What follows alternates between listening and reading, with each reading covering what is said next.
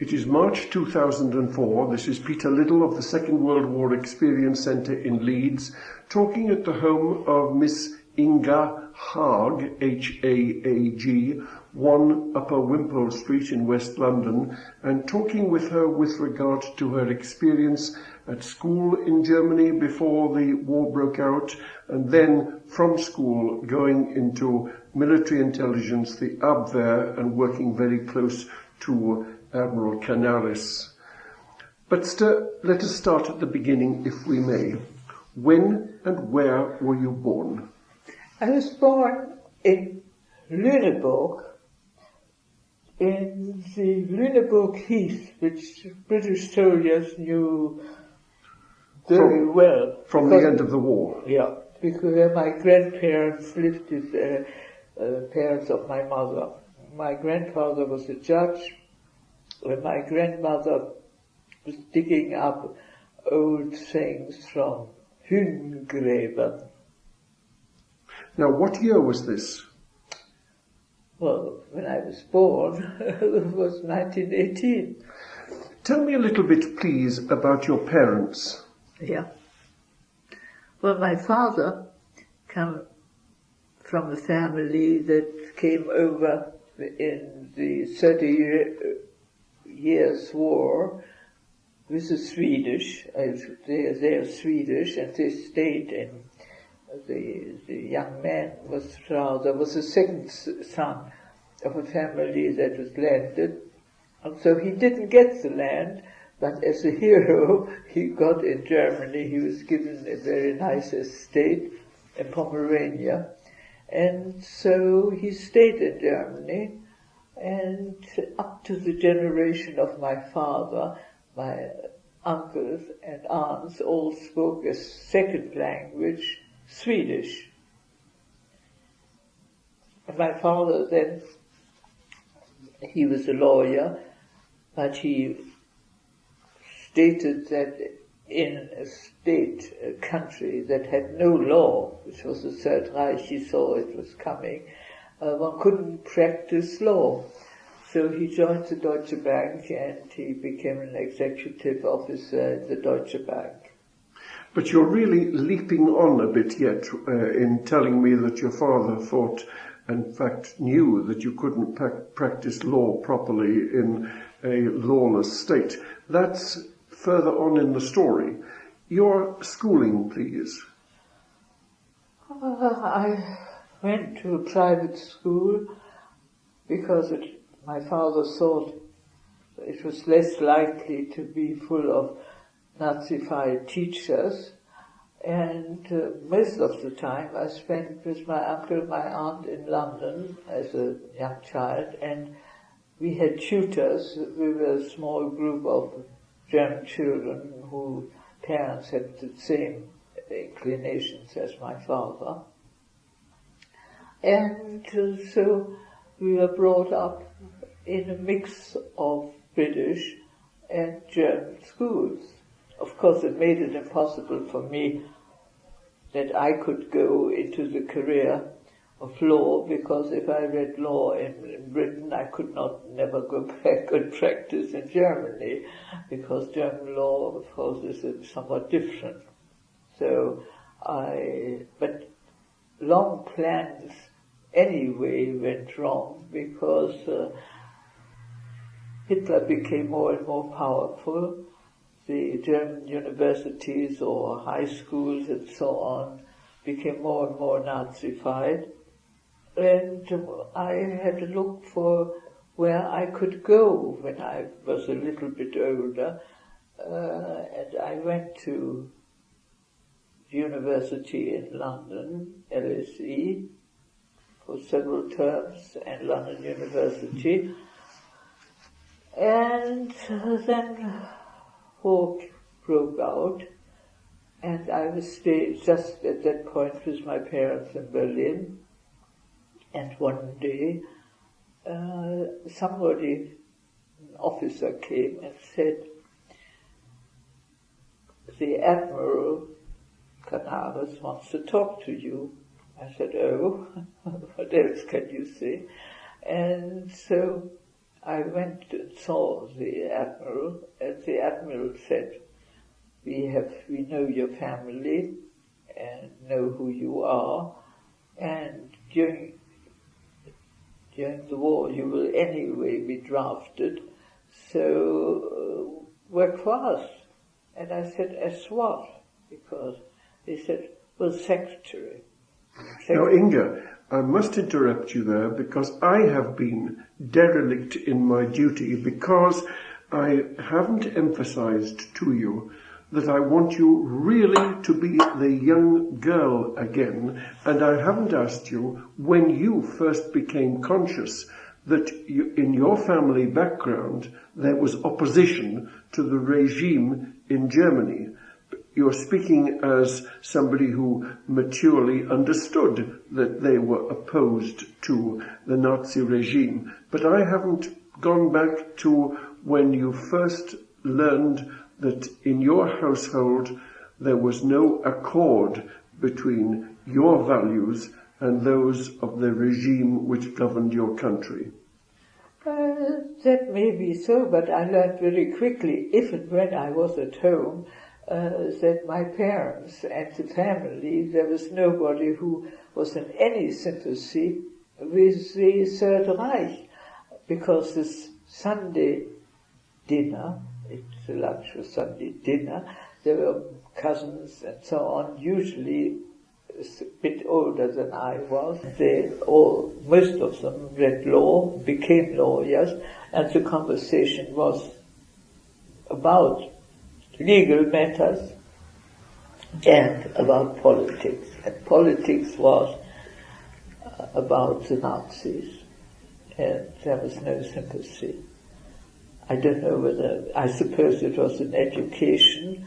For my father as a lawyer, it was impossible, one couldn't be a Nazi. And for my somewhat older cousins, girls and young men, it was normal that one was against it. So what was wrong with Nazism when you're first becoming conscious of it in your household? What were the complaints about? The complaints about it were that, first of all, my father's family was very Protestant, and the Protestant church in Germany from the beginning was very opposed to the regime. The Lutheran Confessing Church. Lutheran, or the sort of the Bekenntniskirche, the bigger part of the Protestants in Germany joined the Bekenntniskirche, which was only at that time called that way. It was the Protestants who were in opposition to the Nazis. I had seen as a child, I'd been on the knees of Hindenburg and of the Nuncius. Hindenburg at that time was the grandfather of my friend, and whenever she came to Berlin, she either came to stay with us or I stayed in the Reichspräsidentenpalais, and that was next to the Nuncius address in Wilhelmstrasse, and he now and then came over, and through him, it was that our family, like many others, found that the Catholics were not tough enough with fighting the Nazis. And therefore, the separation became far more marked than it had been before. But it was interesting, and we from Hindenburg's garden, the President of the Republic, next to the Nuncius, we sort of as children went over quite a lot, and I found it interesting. The Nuncius talked in a milder way, and it was so moving that I leaked on his knees. So that was the first prominent man I leaked on. And the other one was Professor Einstein. And I met him at friends of my father in the Deutsche Bank. And so I was very careful in the choice of my leaking places. And both, of course, neither Einstein nor the nuncius had any sympathy for the Nazis.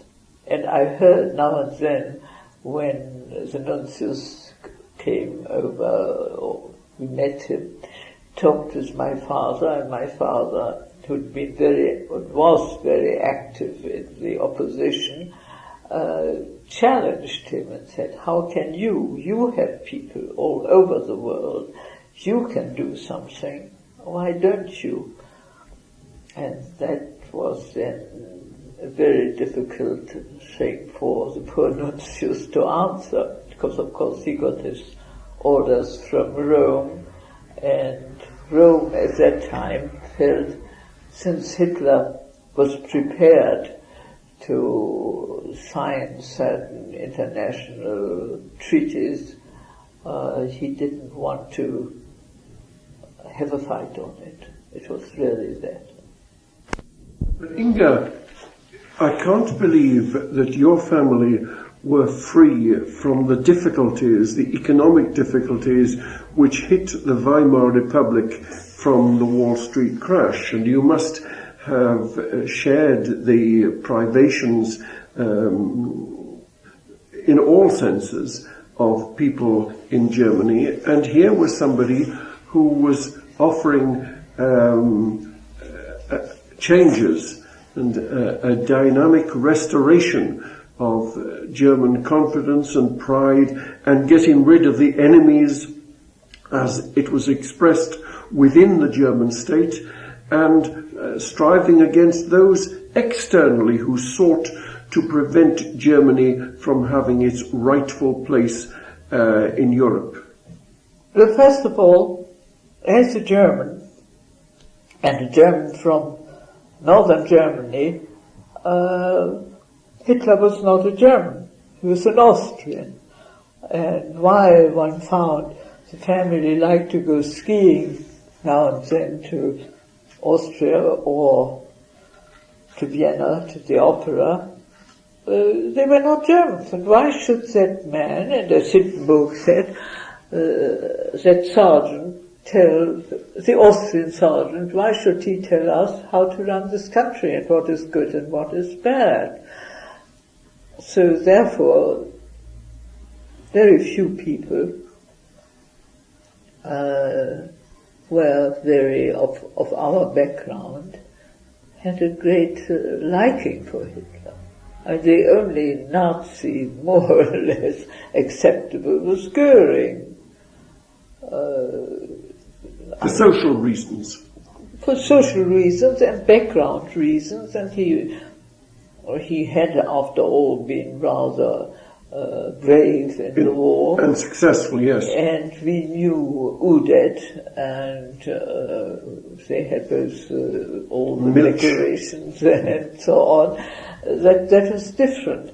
But on the other hand, the idea was, would you ask really somebody in the Air Force, however brave and so on, to have a good political sense? And although we were very Protestant, my father was quite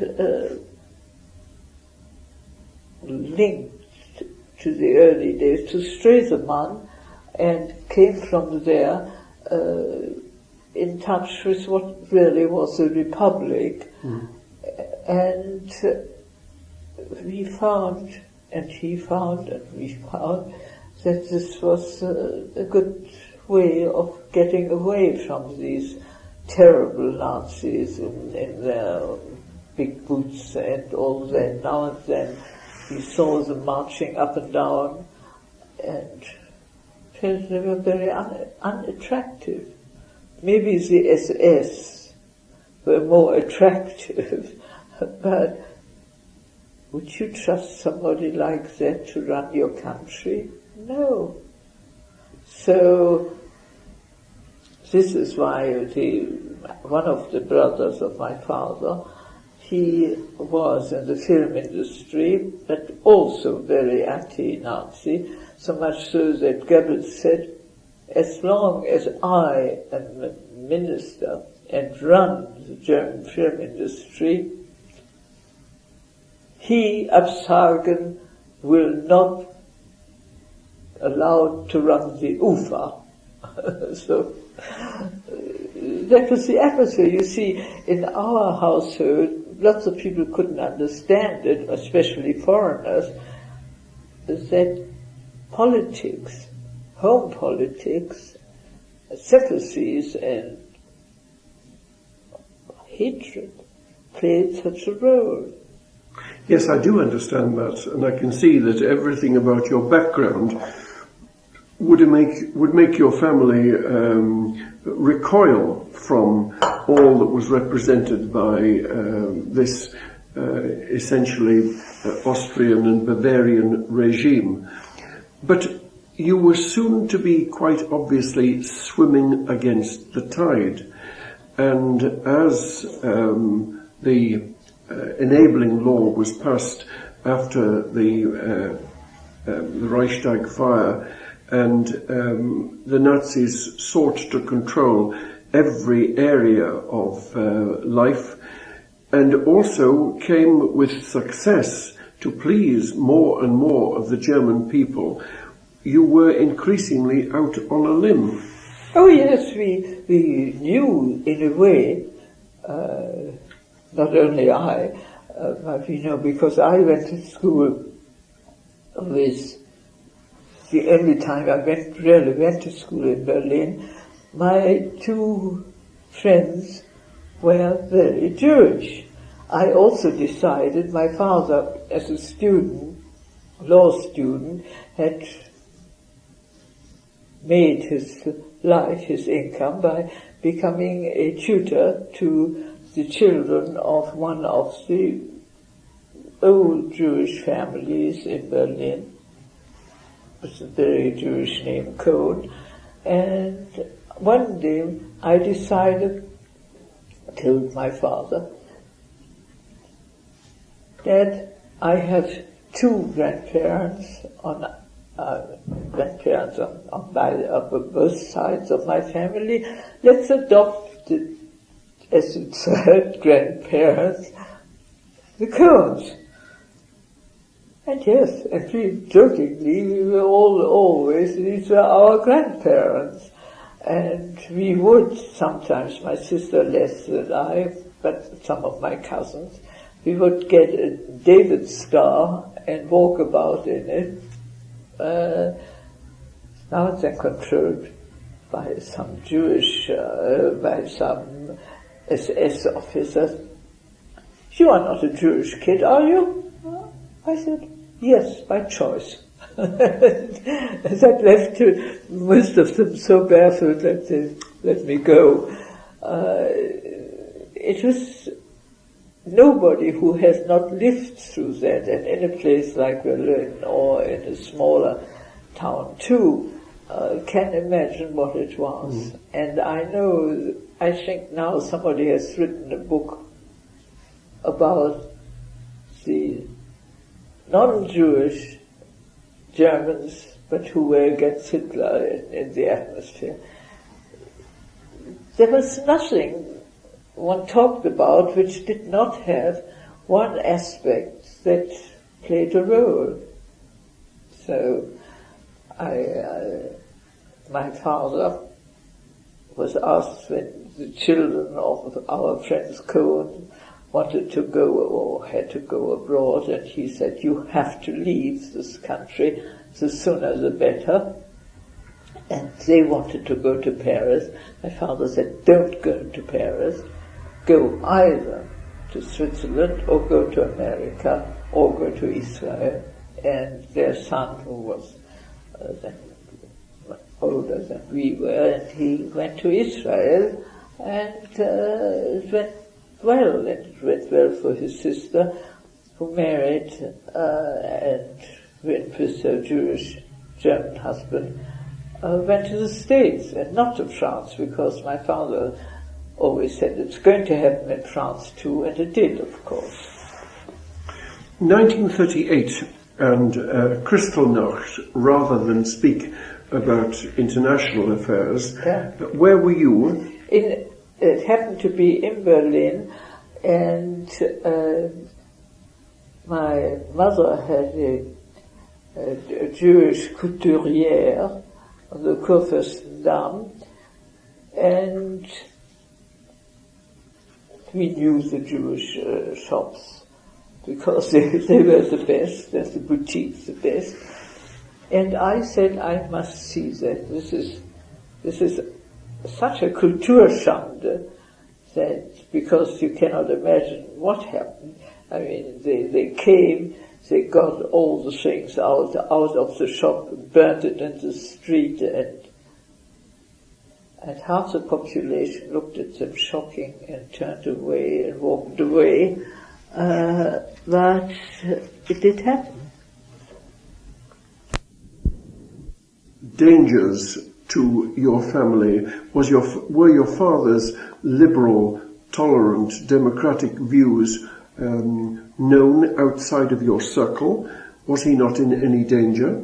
Yes, we were very much aware of that, because our Blockwart, a woman called, she collected where you had to pay this, that, and the other, and came all the time, and she said, what are you doing? Spying, really spying in a way. She did not go as far as get my father arrested, but that was, yes, our cook and our housemaid, they were often invited to the equivalent of the pub in Berlin, and in a friendly way were interrogated what happened. Now the house was always full of foreigners, because my uncle and my aunt sent lots of friends to us when they came to Berlin and read books and did research for their PhD and other things. So the house was already suspect. But then, when war broke out, of course, even the Frau Gibb, the Blockwart, thought it was not the time to arrest people, and they didn't. And my uncle, my father's brother, was reserve officer and had worked in, this was the connection with Canaris, in Abwehr 2, which was rather interesting because it worked with minorities in Germany, and also sent foreigners into their own countries with a message, so to speak, what to do and what not to do, who had been, above all, with a mission to spread that more people should speak German as second language. So we probably had a big file with the Gestapo. Now, clearly, you must have been politically aware, because of your background, at times of the successive advances of the Nazi regime's success from 36, when you were 18, the march into the Rhineland, And then the Anschluss, the Rome-Berlin axis, the crisis over Czechoslovakia, and the three meetings with Chamberlain before the takeover of the vestiges of Czechoslovakia in March 1939. Have any of these great affairs got personal memories for you in your family? Oh yes, and we said first of all, we do not want the Czechoslovakia integrated into Germany. Maybe we have the German minority, the German-speaking minority, maybe there some arrangements could be made, but it was not taken seriously. What was taken very seriously was what it did to Germany, what it did to the mind of the Germans, what it did to the morale in the country, what it did to the legality of what was happening. It was a moral issue above all, and the Nazis were, in the view of our family, were undermining the moral nature and quality of the German people. So it was found that had to be fought.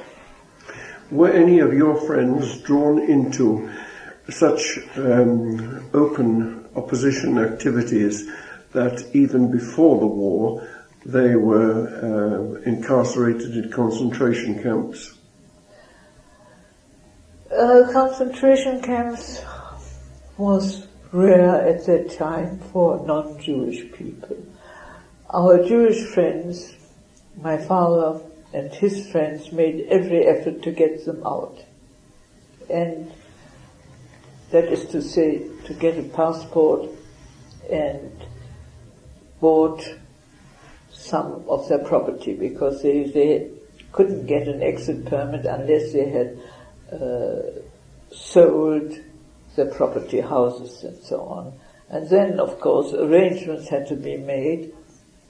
One very typical, my father played golf with a fellow who had a house on the golf course near Berlin, and said, you know, I have to sell for nothing. It's practically nothing, but if I can't show that I have sold it, I won't get my permit to leave the country. My father said, all right, look, let's make an arrangement. Get out. I take what you pay, which was nothing, and I will send you every month my allowance in foreign currency to where you go to. It will take some time, but that is legal. I can't do anything illegal. But so on. So he did, and he did, and he did. Now, then, after the war, the new German government, quite rightly, took up the fight against people who had taken advantage of Jews, and said to my father, you have bought that house. He said, yes, I have. Oh no, not to my father. My father had died. To my mother, that house was bought illegally, as it was underpaid and so on. And my mother went to my father's former secretary, and she said, no, I have the proof that he paid every month for the allowance, because he couldn't do otherwise. Mm.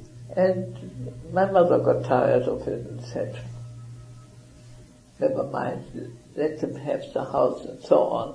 He would have been very embarrassed, the owner. He didn't want to come back to Germany anyway.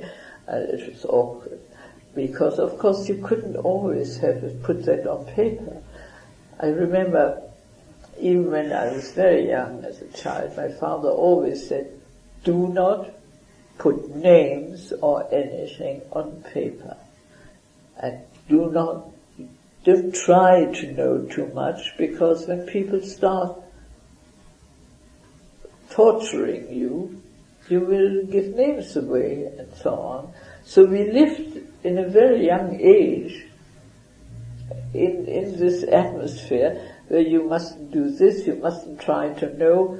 What you do is good, but do not know, because we knew about so many people who had been tortured and had then given names away and so on. So it was a bizarre atmosphere. But are you speaking of from the period after the outbreak of war when you say that? No, it started earlier. It started with what was known die Judenverfolgung, because most legislation against Jews, which was, absolutely terrible, was introduced before the war. And so the time had come to help people out. Of course, quite a lot didn't want to go. Others said, of course, out, never mind what they do with my property. And the whole atmosphere was such a mix of... Was your father able in any way to assist with the Kindertransport, or was that always by external benefaction? That is, the Kindertransport was really left to friendly foreigners, or because it was too difficult. You see, you could help a grown-up person or a student or something to get out of the country with a passport, but Kindertransport, you hadn't got any control about it or any possibility, because you were not able to say, oh look, come on, I take that child to Switzerland, live with the child in Switzerland.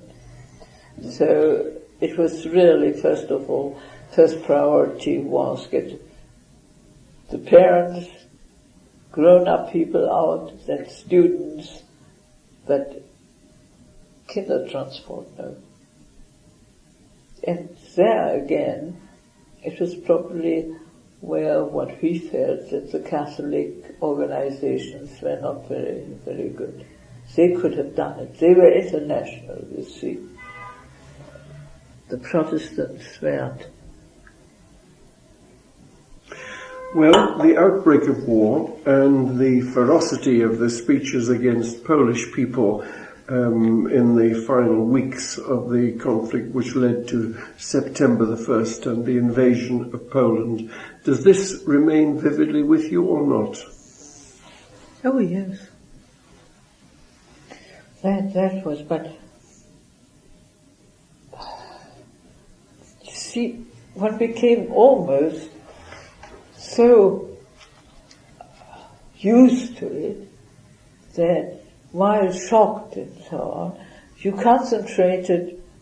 most of us concentrated on fields where we could do something. And what could you do? I could get my father to help my Jewish friends I went to school with, got together with their parents, and my father persuaded them and helped them to go to Sweden. Things like that, practical aid. And my father hadn't known them because he didn't know my school friends and so on. And one day I said, look, what can we do? You have to do something, because Rita, that Swedish name, Rita, and I forget what the other girl was called, they must go, and apparently their mother has a possibility, persuades them, helps them to get through and out. Use as much as possible the legal way, it's the quicker way. And you, as a banker, you know what can be done. And what This is from Berlin. from Berlin, yeah. And the names of these Jewish families, of friends of yours? Oh yes, Emmanuel. They were the parents of, they live now in Stockholm. They went to Stockholm. Our acquired third grandparents, they were called Kohn. No doubt about that. And their children, the son, my father persuaded to go to Israel, and the daughter with her husband to America. But nobody can imagine the work and effort it took to do anything like that, to remain in the certain boundaries of the law, because otherwise it would have become even more difficult. Going back a little, what about the wonderful propaganda coup of the Berlin Olympic Games? Your city, I was there. a great international gathering. What memories have you got of that? What we heard at home, what a pity that he got away with that, Hitler, to use that, because that, of course, was people who came to Berlin, they loved it, and sport, and that. And they even had, where we had to have a sort of ironic laughter and they had to accept that a black man won one of the, whatever you... Jesse Owens. Yeah, yes, Jesse Owens. And we were very happy. We could absolutely, otherwise we were not very interested who ran faster than somebody else. But that one, and Hitler. But you see, this was, nowadays, children of that age or something, they have heroes here and there, among other film stars or something. But for us, this was not only entertainment, it was a joy, it was a kick to Hitler.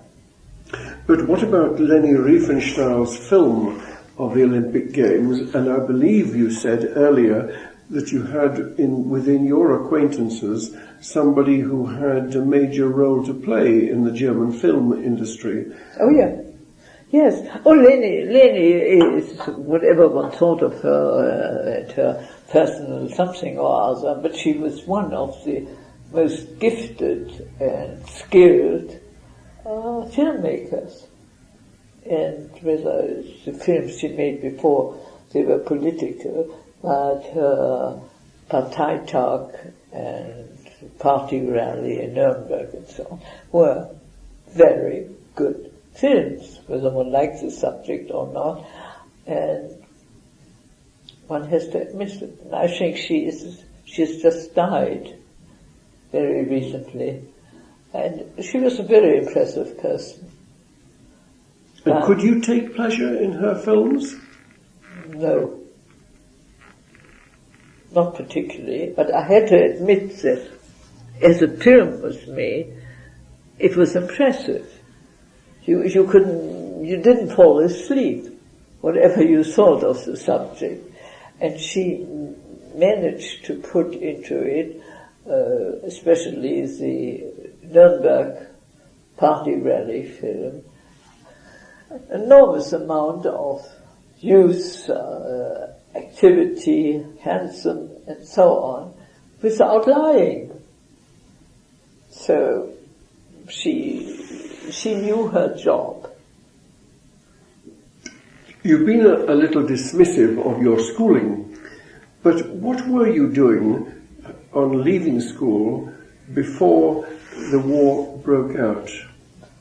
Well, at one point there was only one part of the Berlin University where you didn't have to be in the Hitler Youth, so I went to it. It was Foreign Affairs as a college of Foreign Affairs, I went to there for 2 or 3 terms, and most of the time in between I spent in London. So that At London University? What were you doing in London? In London, economics. Yes. LSE.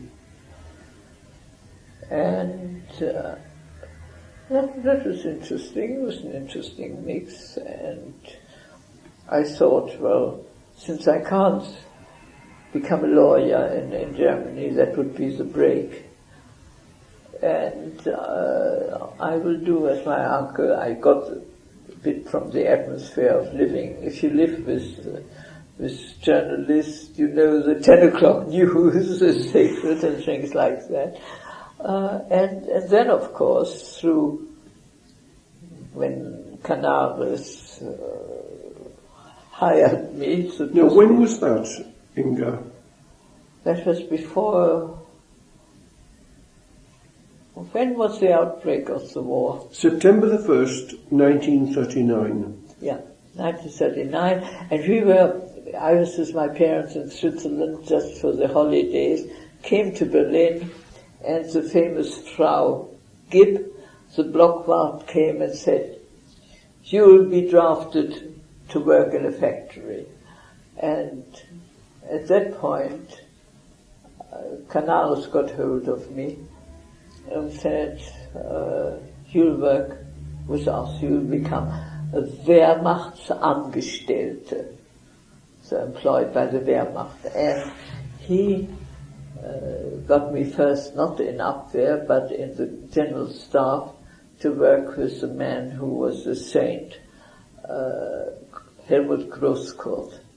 He was really one of the most active people to get officers and soldiers convinced that the Third Reich was evil, and for moral reasons everybody had to do something. So I worked for him for a while, and then when Paris was taken, Canaris said, "Do you want to go to Paris?" Who wouldn't want to go to Paris? I said yes, but I can't type. He said, "We know you. If you come and we see you." And it was fascinating. Now tell me, Inga, was it absolutely understood, even if not expressed, that in Canaris recruiting you, your opposition to the regime was taken as understood? Oh yes, I mean, that was the reason why. Why would he want to have a halfway sensible, intelligent woman, school leaver, without any skills? No, that was, and as I say, that came about, he knew about it through my uncle, who then, later on, could not run the UFA, but later on became known that he had worked against the Nazis, was put in prison, in concentration camp, then in prison, then was condemned to death, and was put into famous, just because they wanted still some more testimony from him, in prison in Berlin.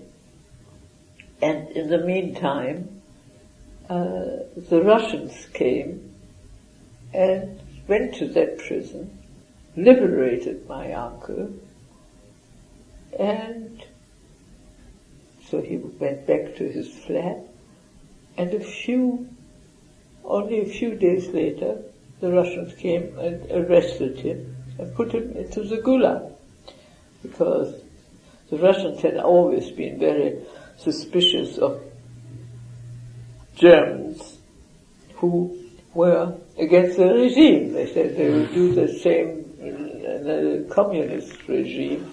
And my uncle died in the Gulag. Let's come back to you and your work, initially in Berlin and then in Paris. You don't type, you don't take shorthand. What are you doing? You're in an intelligence outfit, not yet in the Abwehr, that's right, No, isn't it? not to begin with. That in the general staff when I worked with Großkurt, I drafted letters and somebody typed them. Usually some very nice, all the secretaries were daughters of retired officers, army officers and so on. They had been to nice schools, but not very, very brilliant schools, and they had learned to type, because for an officer's or former officer's daughter, or the Landadel, the nobility and so on, that was a decent job for their daughters to go to. And there they were. On the whole Ministry of Defense in Germany and the army, their secretaries were all Fräulein von or Frau von, and didn't use lipstick or anything. That was civilian clothes? Huh? Civilian clothes? Yeah, civilian clothes. There were also directly in the army, but most of them, these secretaries in the various offices, they were all civilians. And they started when I said, look, I'll go to a job which is not very, very nice job, not very well paid. On top of it, I'm not going to give up my lipstick. And that is why I came in. Then they started using a lipstick. Well, you go to Paris. Let's deal first of all with the excitement of going to Paris and what you saw. Well, of course. I thought Paris was wonderful. I went to the Hotel Lutetia, where we were, and had worked officially as secretary of a cousin of Canaris, or that is to say, a cousin of... So you were working for a cousin of Canaris initially in Paris? Yeah, or the husband of a cousin of Canaris. And he was Herr Waag, not Haag, I was not then Haag, was a very decent man. He didn't share our real, we have to fight the regime, but he was very protective.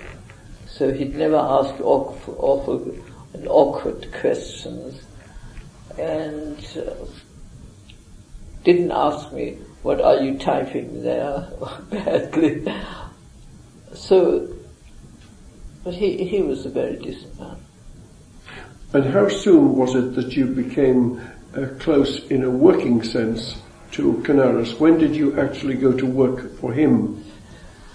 Canaris came very often to Paris on his way from Spain.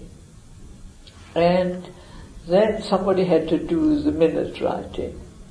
And he said, oh, let's have the painted doll. I don't have to spell the Spanish names and the Spanish... in those days I spoke quite a bit of Spanish. It was part of my curriculum. And Canaris was protective, but not to the point that it would stop anybody who worked for him. He would not discourage people to do it. And I said I didn't want to be discouraged. Why otherwise should I there sit in a place that was run by the German military instead of going to university or do something sensible?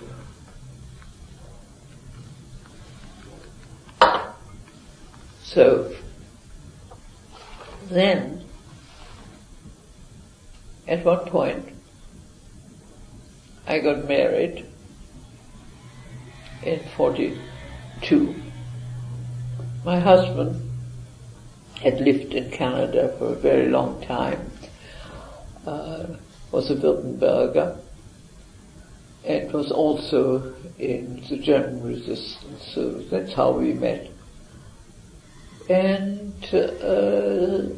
Oster, I think it was Oster, General Oster. Who was the second in command of Abwehr? Yeah, yes, and who ran the whole organization, came and said, the Foreign Office wants somebody to go to Hungary, Romania, because after the Vienna Award, a part of Transylvania was taken from Hungary and given to where it should have been at the beginning, to Romania, and then the Hungarians and Romanians in Transylvania started killing each other.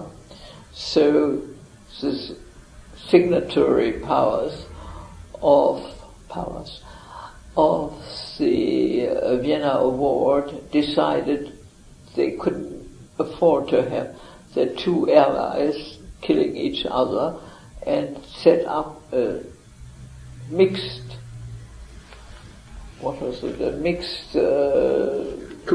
commission of officers, Italian, German mixed, one based at the Romanian end, the other at the Hungarian end, both with territory in both nations, to see to it to stop our allies from killing each other.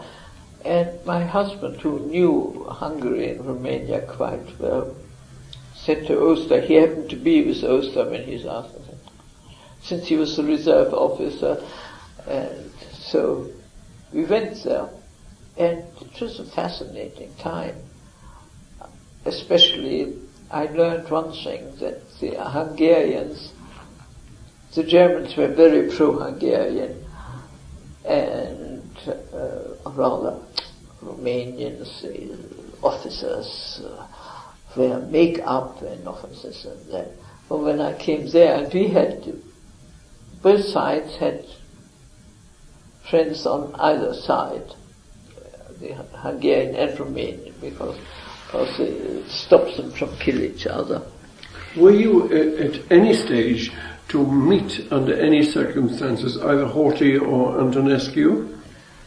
I never met Antonescu. I met the other Antonescu, who was the Interior, Minister of Interior, but I knew the whole Horthy clique, and it was very good. They were charming and nice, but my sympathy, I must say, was far more with the Romanians, because, first of all, the Romanians were allies as soldiers. They were very, very, very courageous and fought well. The Hungarians, a little bit less, let's put it mildly that way. And so we lived when we said where we live, we always had to say it in three languages: Klausenburg, Cluj, Koloschwar, but to spend just as much time on the Romanian side. And, ever since that time, I have close contacts with many of my Romanian friends. Yeah. Now, it happens that I have spoken with people who were engaged in secret work trying to mine the Danube during this period to frustrate the bringing of barge traffic with vital materials to Germany. And I just wonder whether, with your having a resistance background, you knew anything about this at the time? No, we suspected it, but we had so much, my husband and I, we had so much things to think about and get involved with, that one was no. You see, the trouble whether you do it at home or elsewhere, it's a resistance work. It's usually, it takes an enormous amount of time. Yes. And therefore, leave that to people who are concerned with and not to us. Now, you haven't said anything about surveillance of you, because clearly, from what I have read, Canaris provided a link between those military personnel who were disaffected and civilians who were disaffected. But at the same time, a rival to the Abwehr was, of course, the Gestapo. The Gestapo. Yeah. And even if, as I've read in one source, there were some disaffected Gestapo and SS personnel, nevertheless, it must have been, I would guess, a very frightening awareness of their surveillance of even so lowly personnel as you. Oh yes. But then, especially then when I got married, my husband had very good friends here and there and everywhere, and there were, on the side of the Gestapo, quite a lot of decent people and who rather played officially the outside, but gave warning and also certain aid to people in the resistance. We had one liaison officer, SS officer, here and there. And they got disenchanted themselves with what was happening. And they sometimes closed their eyes and their ears to what was brought to them, because they got disgusted with their own people, which saved quite a lot of them. Now, of course, Abwehr's purpose is quite different from your learning of what was happening within Germany, but from the Wannsee conference, there's clearly in the top echelons of the Nazi Party an agreement on a final solution to not just to discriminate against the Jews, but permanently to get rid of them, trying to scrape away all hindsight, because that doesn't help us in this particular interview. Were you to have any idea how horrific were the plans for people like Heydrich, who was, of course, a friend of Canaris, and Himmler and others? No. You think it's wrong to say he that? He knew him, and he used him, but he was not a friend. Canaris was very selective in his friends, but he did not stop from using people who were useful for his purpose, and his purpose was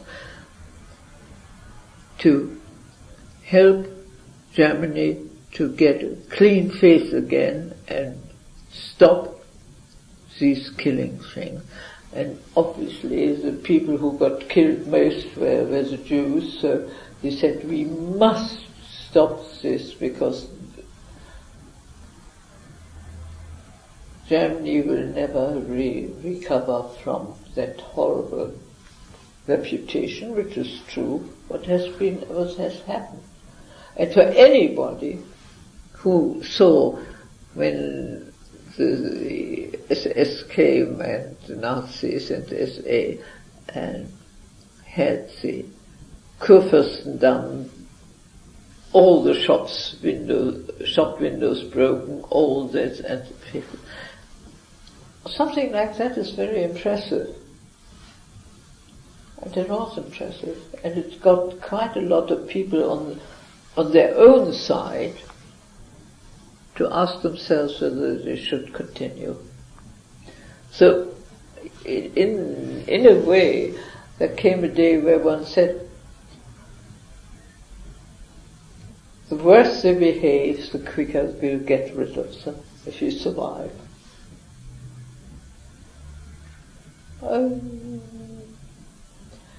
One thing one can say, there was never a dull day. How long were you and your husband in the Balkans? How old? How long were you and your husband in the Balkans? We were there from 42 till, well, more or less the end of the war. So you don't come to work personally for Canaris at any stage?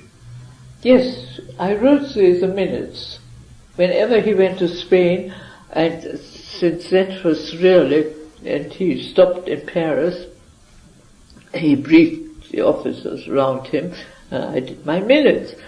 And that was fascinating, because he told Canaris, more or less to oversimplify the matter, keep out of this war, in the interest of Spain, in the interest of future peace, and so on. And there he was absolutely adamant that had to happen. There must not be another country getting involved. So you didn't actually go to Spain with Canaris? No, I didn't go with him. But whenever he came back, he dictated, or he talked to the sort of chosen officers what he was going to have to say after that. Because he said, we have to have in the armed forces people who know what is going on. And of course our people in Paris were considered to be rather better educated than some of the others. And for me, of course, having known a bit about Spain, it was fascinating. Now, how close did you get to Canaris? You were a beautiful young girl. I kept deliberately very distant. I was a close friend of Großkurt. I was on good terms with Oster and with Witzleben, who were in the armed forces, really the heads of the opposition. But I didn't want to get involved too much with Canaris. Would he like to have got involved with you on a man-to-woman level? Perhaps. He liked me. He found me a strange creature. He had a nickname for you, didn't he? Huh? Did he have a nickname for you? Oh yes, the painted doll. And I accepted that, and I said, yes, he's quite right. I think all these adlige Fräuleins, they look very dull. Why don't they present themselves a bit better? So he didn't make, shall we call them flirtatious moves towards you? Perhaps just for a drink, but you see, I made a point of not seeing him alone. And when we went to Horseshoe, one of my friends was going to write a book about Horseshoe, Michael MacDonagh. I said, no,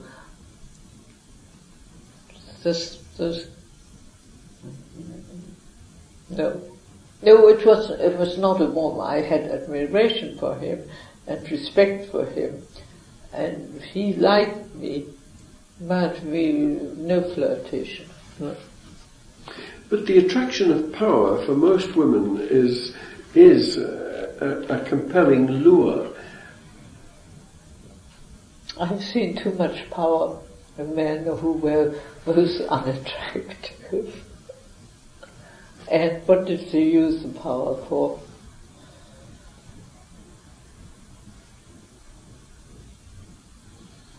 Do you think men like Hess, who had lots of power, was attractive? No? I mean, one might want him to do something. We have the power to do it. Goering was too fat. He apparently had been quite attractive. In the course of your work, or under social circumstances, which of the leading men, both the Nazi regime and also, to balance that, the resistance people, von Witzleben, for example, Beck, Halder and others, which ones did you meet and have left with you a vignette which you could share with me? Really, the only one, Halder was a very dull man. He always said, whenever I go to the Führer and whenever have got my pistol in my pocket, why didn't he use it? No, not Halder. Großkurt, yes. Großkurt was a person of extraordinary quality and courage, and he really was a man who, out of his conviction, his Protestant convictions, and his humanity, and felt it was his duty to work against it. And he was a very attractive and a very good friend. Oster, yes. I found Oster less morally sound as Großkurt was. That is about... Yes, there were other people, friends of my father and others, but you see, one had to be so careful in those days because it's not to do harm to people. And that is a terrible responsibility. My father always said, darling, don't try to know more, don't try to know names, no try to...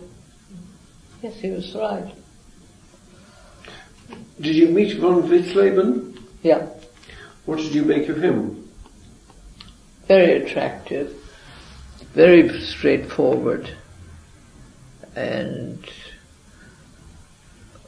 but that was all. He didn't have the let's say the intellectual quality of Großkurt or of Canaris or of Beck. I mean, somebody we haven't mentioned, that was of course... Yes, tell me about Beck. Under what circumstances did you meet him so that you can give me some... Oh yes, because his daughter and I, we went to school together. Not the same class, but they lived round the corner. And Beck was an extremely knowledgeable man and very interested of political sense. Marvelous man. And his wife had died. He was close to Großkurt, and whenever Großkurt wanted to visit him, I was this sort of excuse for the police that he was coming to see me and not Beck, because round the corner. Beck was exceptional, of the few people in the political, military the structure of Germany very exceptional. From what you've told me, it seems clear that one had to be so very careful that you would not know of anything actually being planned, but you would know of people who shared a view. Oh yes. Oh, well, something was planned. I heard that from Grosscourt, but... How is he spelled? I'm sorry, Inga, I don't know. Grosskurth.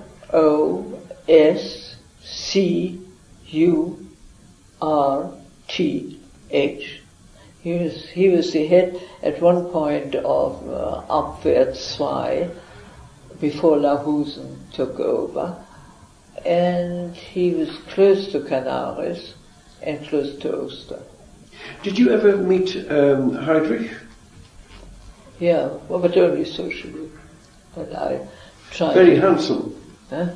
Very handsome. Yes, but you see, we had something. Oh, something has to go to stitch up. We went to the open ball every year. That was Goering's big show, and it was.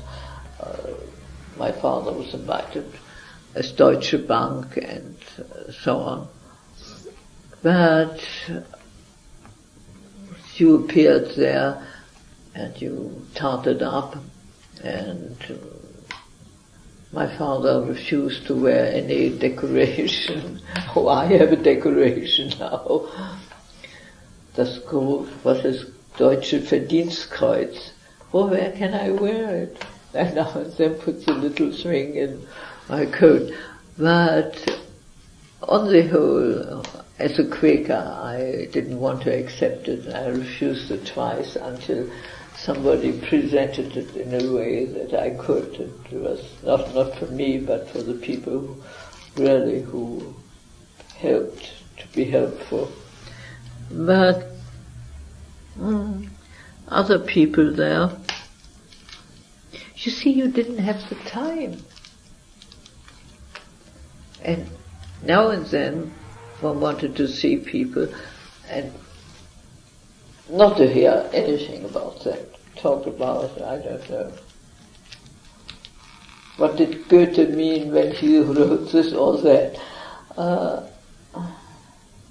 But it was quite fun. Were you not very fearful for these people? Your husband, Canaris, Grosscourt, von Witzleben? Oh yes, we were all the time. And for yourself? Yeah.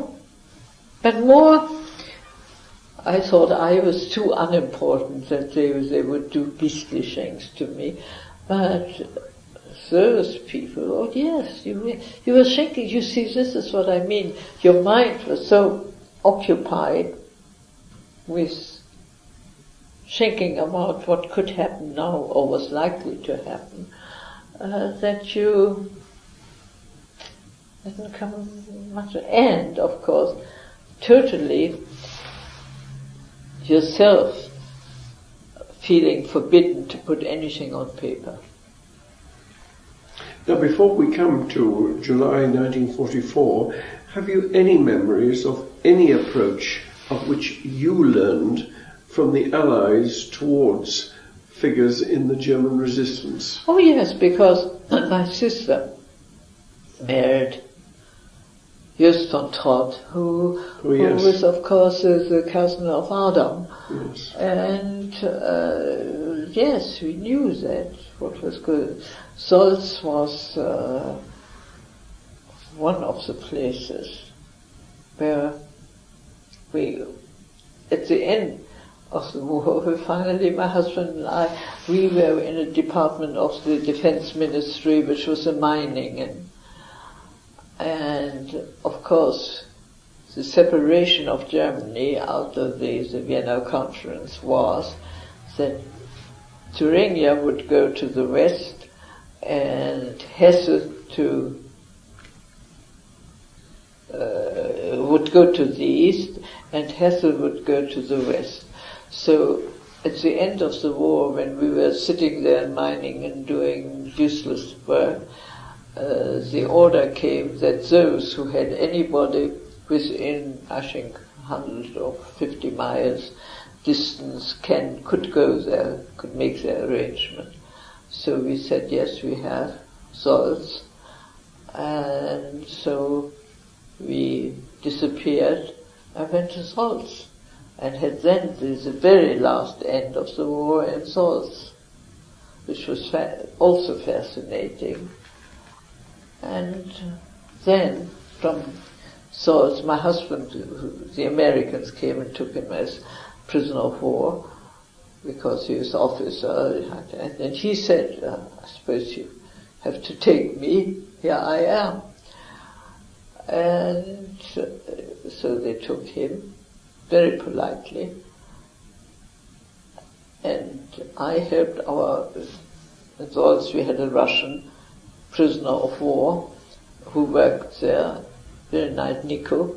And Nico one day was told that the Americans would be happy to get him back to Russia. And he came in tears with a woman friend he had formed in Salts, Polish, so they could converse. And she said Nico doesn't want to go back to Russia after all this. So I said, all right, let's go to the next commandant, American commandant. And we went there, and of course to American soldiers I sound British, so I got in quite quickly to see the commandant, an American major, and I told him the story that Nico didn't want, and surely they couldn't force their ally to go somewhere where he doesn't want to go. And the major looked at me and said, yes, now, let me see. Now, after a little bit of telephoning, he came and said, will you tell Nico that Thursday the 15th, which is in a week, we'll come and in car fetch him to take him home back to Russia. Have you got the date? Have you got the time? It is, if he is not there at 11 o'clock or something, we will not come back. I said, oh yes, Major, I got the point. Okay. And so Nico stayed there because that was, of course, the purpose. The Major was very nice. And these things, you see, filled those days until, and one day I said to her, now it's all over, I must get a job. I go to Frankfurt, and in the street I asked the lieutenant, I said to her, where can I get a job here? I am this, and I said, you're British. No, I said, I'm not British. Can you read a balance sheet? I said, yes. He said, well, go up there, see Colonel Bernstein. Oh, I said, okay, Colonel Bernstein. And Colonel Bernstein said, oh, there's a desk. Will you can have it, and so on. I said to the Colonel, if you hire me, I first of all have to get somewhere where to stay. Oh, that is the occupation office will give me. And he said, yes, it's all right, come back in 6 days. And that was fascinating. But you have left on again far too far, because I wanted to ask you two things. One is, you were after all a German, and terrible punishment was being visited upon Germany in the American and British air raids, and the devastation coming from the Eastern Front was also something which must have torn you to shreds as to what was happening to Germany. How did you handle your feelings of antipathy towards the regime and what it was bringing to Germany? The war. And that is one of the reasons whenever people said, oh, what's this, that, and so on, I said, well, look, what do we see? These great people who wanted to create a greater Reich, it's kaput. And we have to try now to half decently come out, and we can do that only. I mean, there were people who were praying that the Allies, Americans, British, would go into Germany and do away with the evil. And I think in the end that is what happened. Right. Well, let's come back to Canaris, because he is marginalized, to use a modern word. He is taken out of circulation with regards to major power long before July 1944, actually in 1943, isn't he? Yes, but but after 44 he was killed. Yes, but that's not until April 45. No, but he was a man who then said, all right, and he maybe retired and something or other. But at that time, everybody knew, I mean, there was no future. No. Well, did you know about the July plot? I suppose not. Yes, I had an inkling about it. Through my husband, who was also in the resistance and who had very great friends who worked in it, and also through Adam Trott and Joost, they knew what was happening. So the first knowledge to you of it having been attempted and not quite succeeding, was that through a radio broadcast? That was a regular broadcast. We expected it. And the organization was, I had sort of sometimes said the sick joke, I said, our army was perhaps wonderful, but the organization of our officers was something that was not exactly military. Organizing putsch was not their strong point. It wasn't after the First World War. But was this not a time of great fear for you? Fear for those you knew, senior to you, of course, but some of these people who are going to be caught up in the plot were family friends. Oh yes. You were really worrying most of the time. You didn't telephone, you didn't know only about the weather, you knew something terrible might happen to those who were close to you and friends. But that you took it so much for granted that something beastly might happen, and that you had to be courageous, and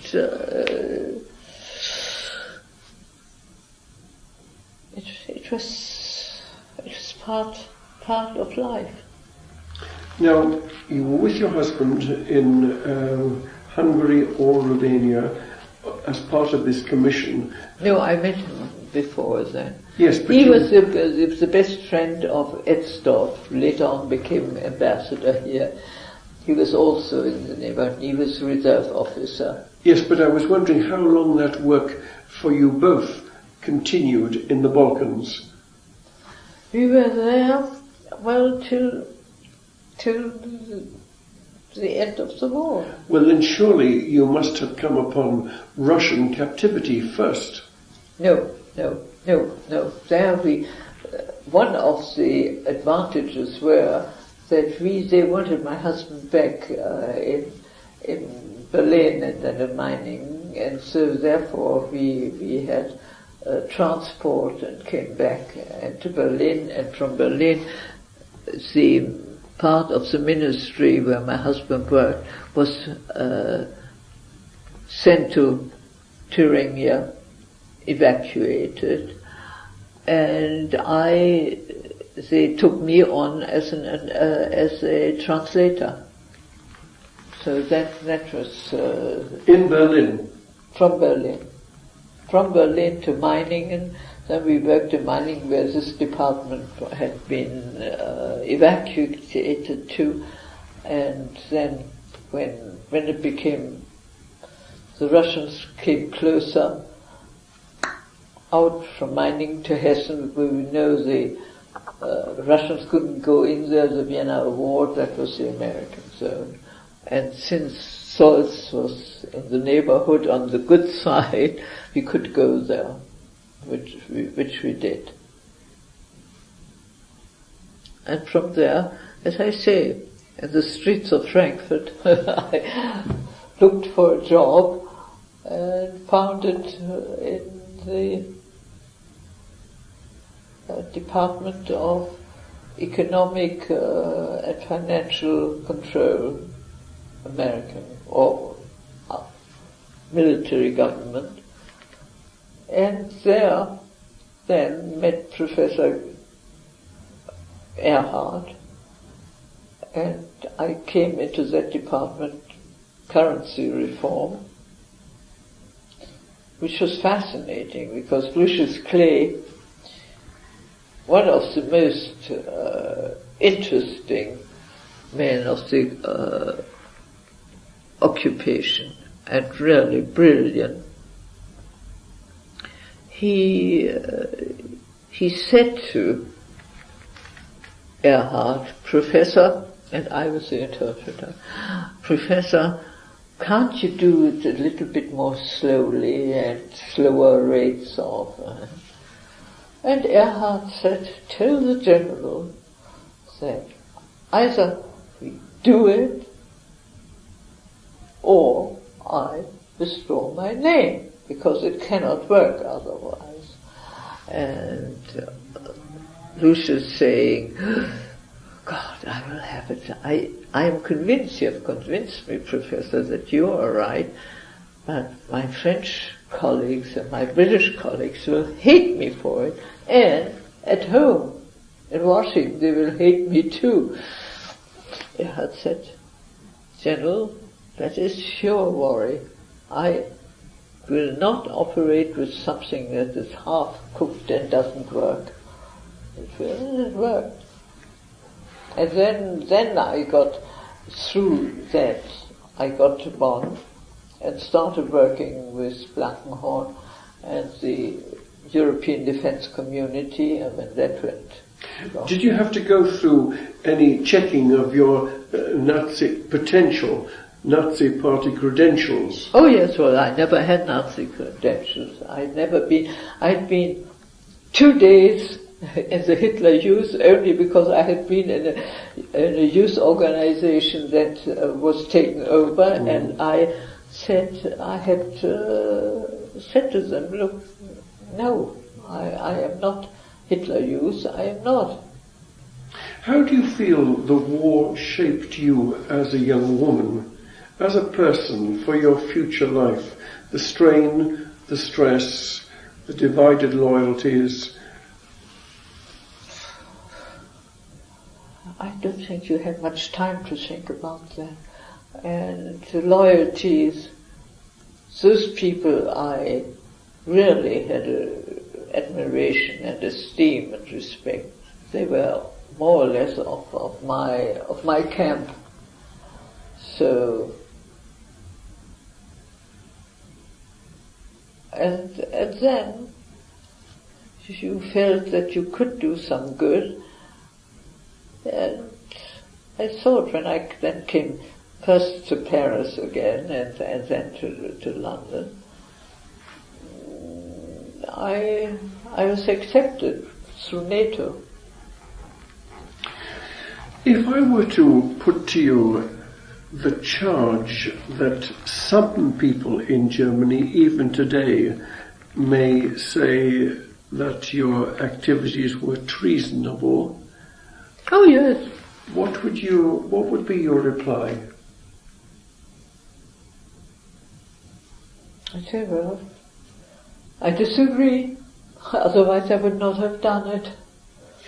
So would you say, I mustn't put words into your mouth, but that you were, your father, you and your associates were the keepers of the true soul of Germany? Well, so they were real, and they had morally a clean shirt. Yes. It wasn't a brown shirt. And again, we were not fascinated by Adenauer, not agreed with everything with him, but we had respect for him. But for the others, we couldn't have any respect, and we found what it had done to really lie to the German people and lie to the world, and it was a disaster. So, and somehow you hardly mixed with the other side. Most of them were not Prussians, not Württembergers, they were all clean and so on. They were often Bavarians, and just people like that you couldn't place. Inga, it has been a privilege for me listening to you. Thank you very much indeed.